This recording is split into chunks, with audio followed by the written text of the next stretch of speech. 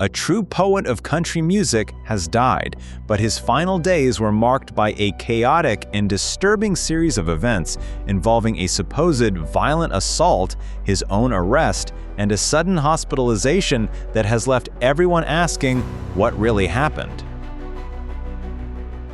The world of Americana and country music is in mourning following the shocking death of legendary songwriter Todd Snider at the age of just 59.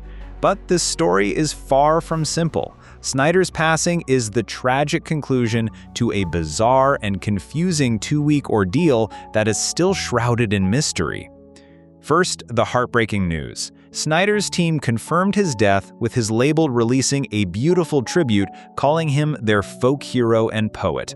They wrote, "Where do we find the words for the one who always had the right words, who knew how to distill everything down to its essence with words and song?" He relayed so much tenderness and sensitivity through his songs and showed many of us how to look at the world through a different lens. And they were right. Snider was a true songwriter's songwriter, a modern-day troubadour mentored by giants like John Prine and Jerry Jeff Walker. His 2004 album, East Nashville Skyline, isn't just a record. It's considered a cornerstone of the entire Americana movement. But this is where the story of his final days takes a dark and deeply confusing turn. It all began around November 3rd, when fans were blindsided by the abrupt cancellation of his tour. The reason given was shocking and deeply concerning. His team claimed that Todd had been the victim of a violent assault outside of his hotel in Salt Lake City and had sustained severe injuries. That alone is a horrific event for any artist, but then a completely different narrative began to surface. It turns out that Todd Snider was involved in an incident in Salt Lake City, but he wasn't the victim in the eyes of the law. He was arrested. Court documents show he was booked on charges of disorderly conduct, threats of violence, and trespassing. So what happened? Piecing together police reports and local news, it seems Snider was indeed taken to the hospital for injuries. That part appears to be true.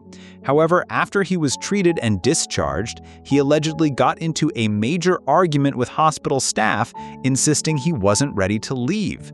Reports describe him yelling and cursing.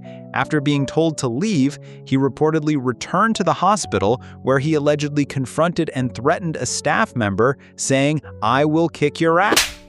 That's when police were called, and he was the one taken into custody. Your stuff down. Put your stuff down. Put your stuff down. I will. This leaves one giant unanswered question. What about that violent assault his team mentioned? Well, according to the Salt Lake City police, they have no official record of an assault at his hotel.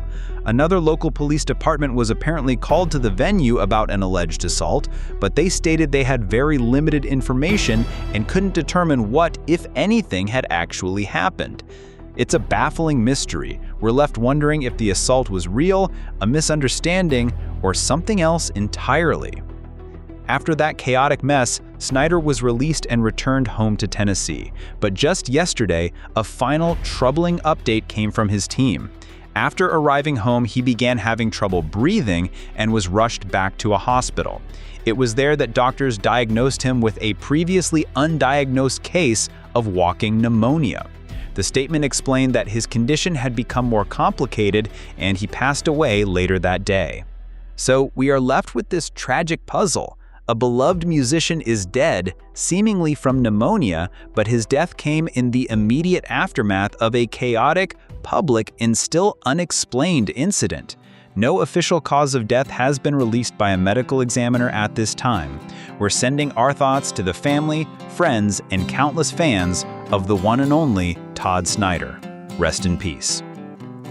Watching TV just made me mad.